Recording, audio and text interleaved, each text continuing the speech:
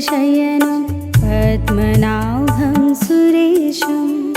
विश्वाधारं गगनसदृशं मेघवर्णं शुभाङ्गं लक्ष्मीकान्तं कमलनयनं योगिभिर्ध्यानगम्यं वन्दे विष्णुं भवभयहरं सर्वलोकैकनाथम्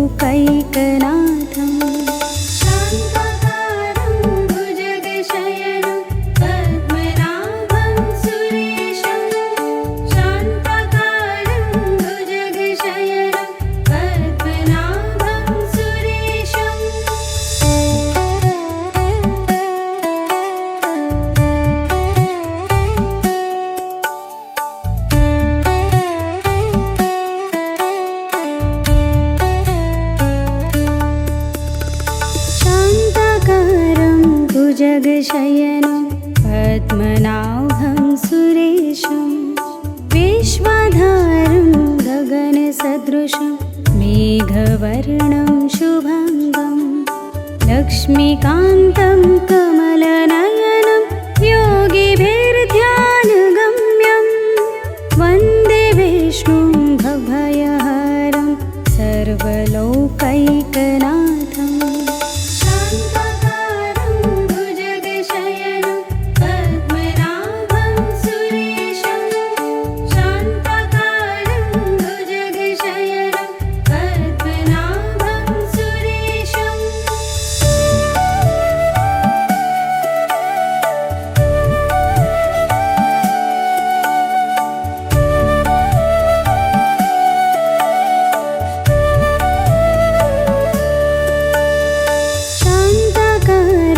भुजगशयनं पद्मनाभं सुरेशं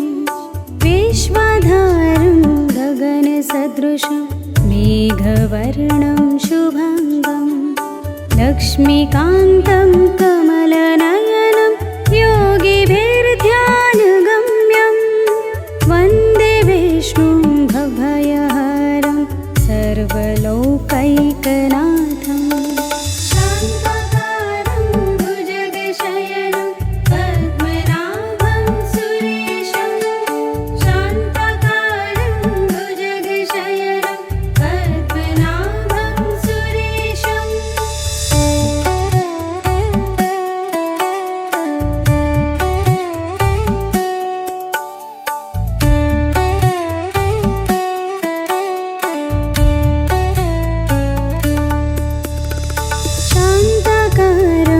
भुजगशयनं पद्मनाभं सुरेशं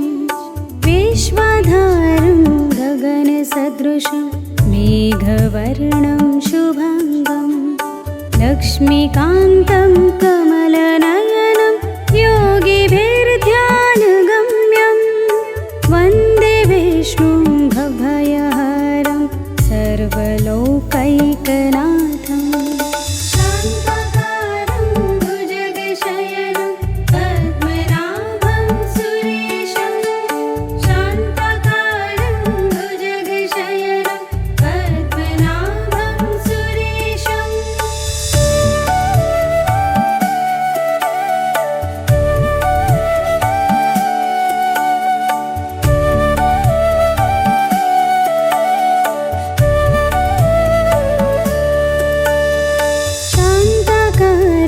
भुजगशयनं पद्मनाभं सुरेशं विश्वाधारं गगनसदृशं मेघवर्णं शुभाङ्गं लक्ष्मीकान्तं कमलनयनं योगिभिर्ध्यानगम्यं वन्दे विष्णुं भवभयहरं सर्वलोकैकनाथम्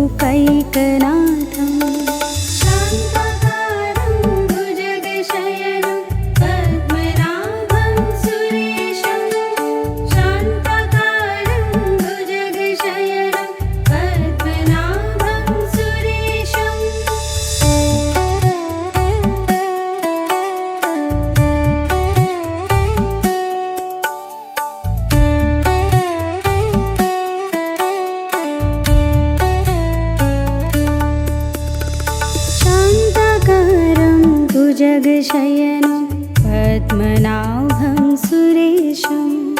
विश्वाधारं गगनसदृशं मेघवर्णं शुभाङ्गं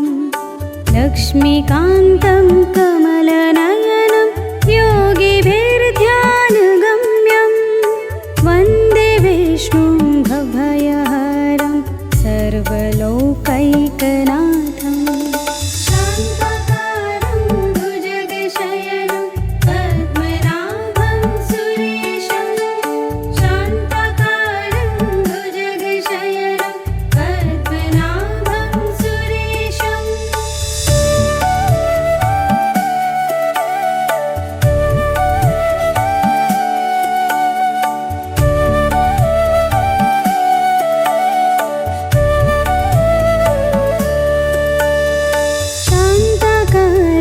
भुजगशयनं पद्मनाभं सुरेशं विश्वाधारं गगनसदृशं मेघवर्णं शुभाङ्गं लक्ष्मीकान्तं कमलनयनं योगिभिर्ध्यानगम्यं वन्दे विष्णुं भवभयहरं सर्वलोकैकनाथम्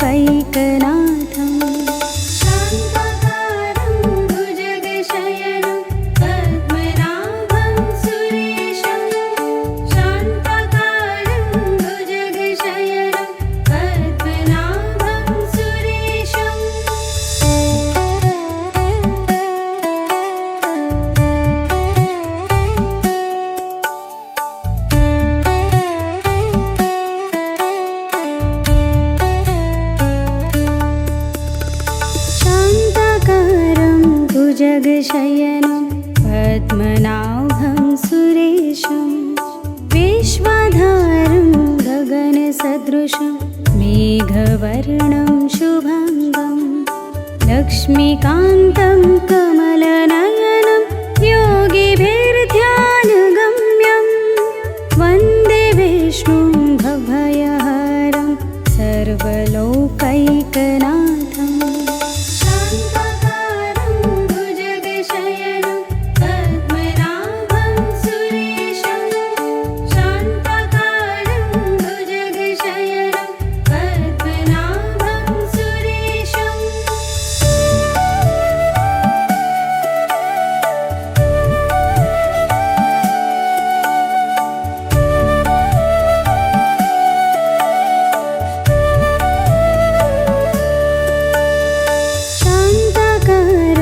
भुजगशयनं पद्मनाभं सुरेशं विश्वाधारं गगनसदृशं मेघवर्णं शुभाङ्गं लक्ष्मीकान्तं कमलनयनं योगिभिर्ध्यानगम्यं वन्दे विष्णुं भवभयहरं सर्वलोकैकनाथम्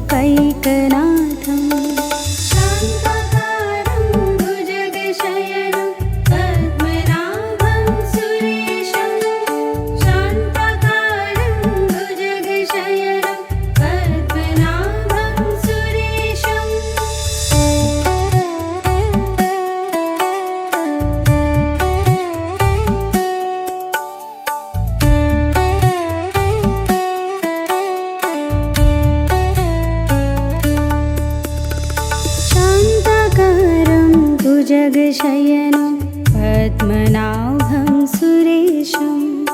विश्वाधारं गगनसदृशं मेघवर्णं शुभाङ्गं लक्ष्मीकान्तं कमलनयनं योगिभिर्ध्यानगम्यं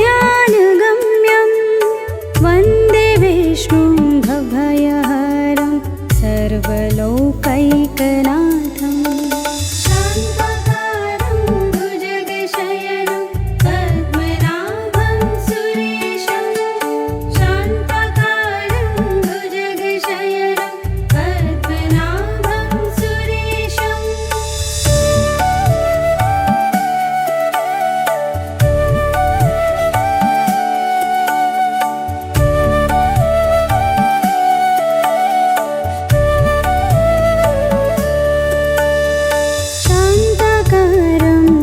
भुजगशयनं पद्मनाभं सुरेशं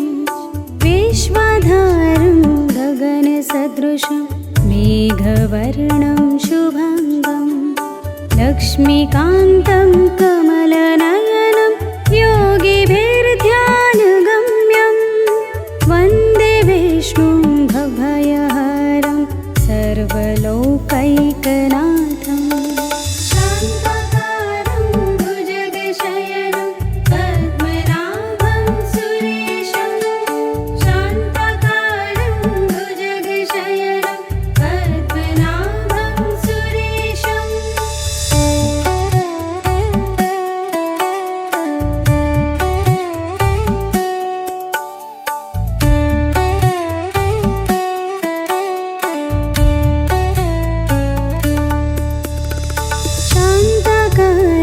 भुजगशयनं पद्मनाभं सुरेशं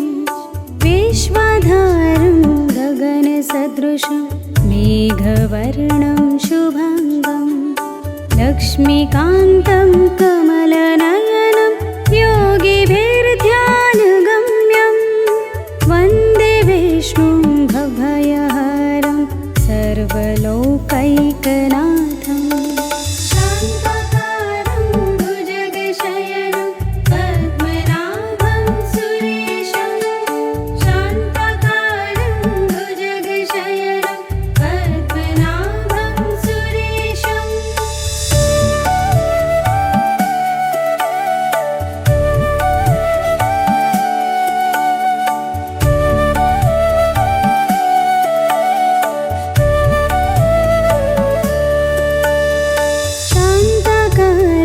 भुजगशयनं पद्मनाभं सुरेशं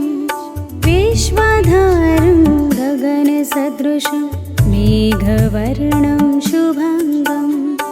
लक्ष्मीकान्तं कमलनयनं योगिभिर्ध्यानगम्यं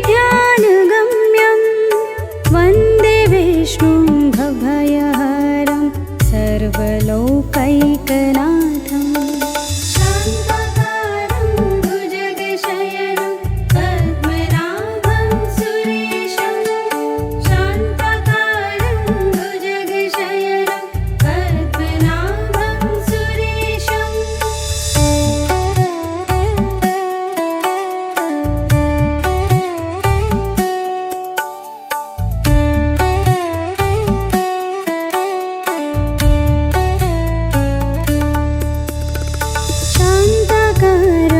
भुजगशयनं पद्मनाभं सुरेशं विश्वाधारं गगनसदृशं मेघवर्णं शुभाङ्गं लक्ष्मीकान्तं कमलनयनं योगिभिर्ध्यानगम्यं वन्दे विष्णुं भवभयहरं सर्वलोकैकनाथम्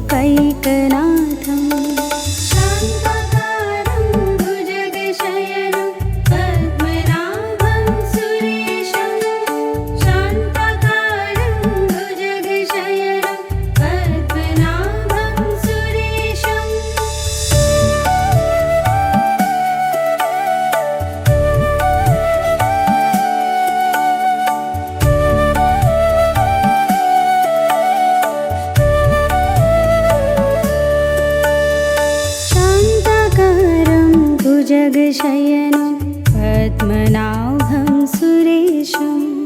विश्वाधारं गगनसदृशं मेघवर्णं शुभाङ्गं लक्ष्मीकान्तं कमलनयनं योगिभिर्ध्यानगम्यं वन्दे विष्णुं भवभयहरं सर्वलोकैकनाथम्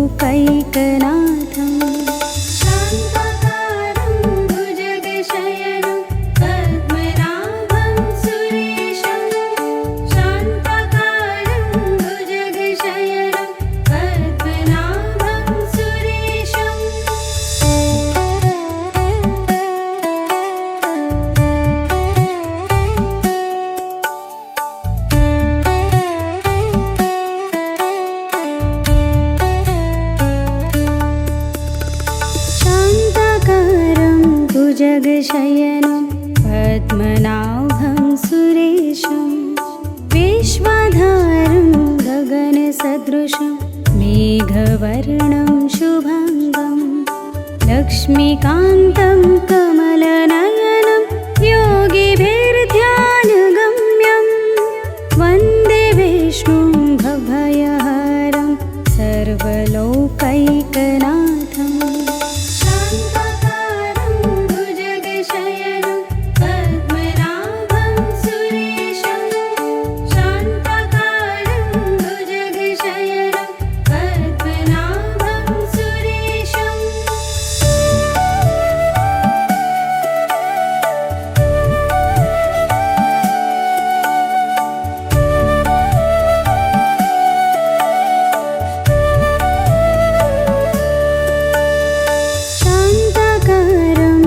जगशयनं पद्मनाभं सुरेशं विश्वाधारं गगनसदृशं मेघवर्णं शुभाङ्गं लक्ष्मीकान्तं कमलनयनं योगिभिर्ध्यानगम्यं वन्दे विष्णुं भवभयहरं सर्वलोकैकनाथम्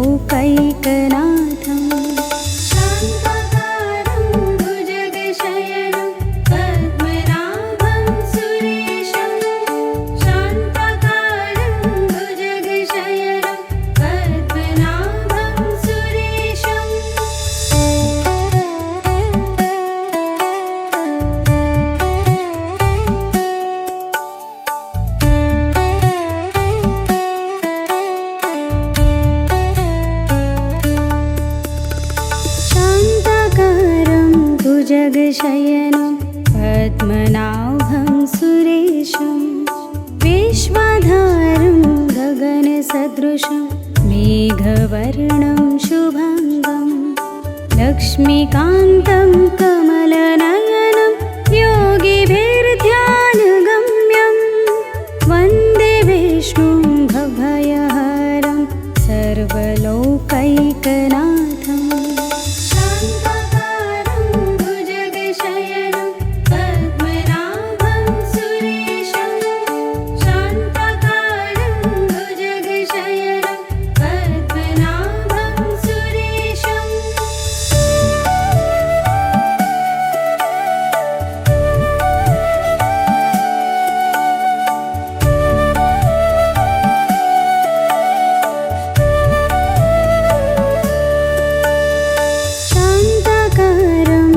जगशयनं पद्मनाभं सुरेशं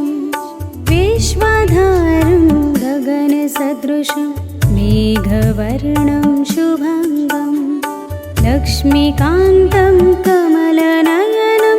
योगिभिर्ध्यानगम्यं वन्दे विष्णुं भवभयहरं सर्वलोकैकनाथम्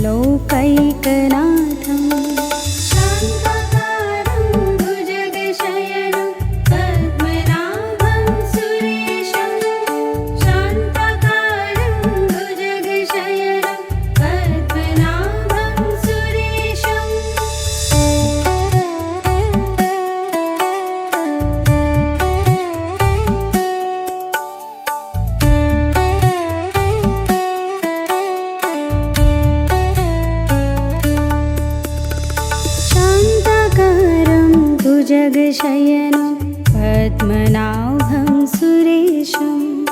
विश्वाधारं गगनसदृशं मेघवर्णं शुभाङ्गं लक्ष्मीकान्तं कमलनयनं योगिभिर्ध्यानगम्यं वन्दे विष्णुं भवभयहरं सर्वलोकैकनाथम्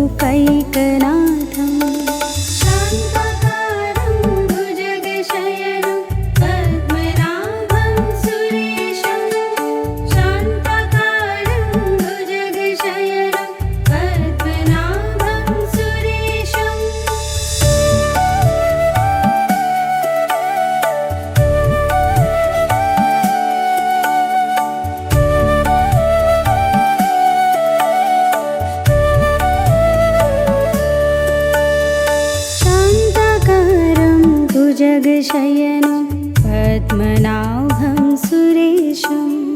विश्वाधारं गगनसदृशं मेघवर्णं शुभाङ्गं